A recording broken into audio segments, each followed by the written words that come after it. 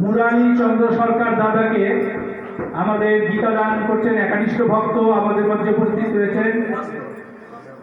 ও বস্ত্র দান করছেন আমাদের মধ্যে উপস্থিত একানিষ্ঠ ভক্ত কার্তিক চন্দ্র দত্ত মহোদয়। আমি বিনীত অনুরোধ করছি আমাদের মুরারি চন্দ্র সরকার দাদাকে দেওয়ার জন্য।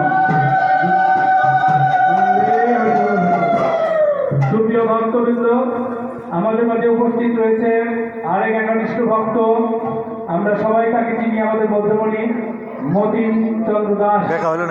মতিন চন্দ্র দাস মহোদয়কে আমাদের ধুতি বা বস্ত্র দান করছেন।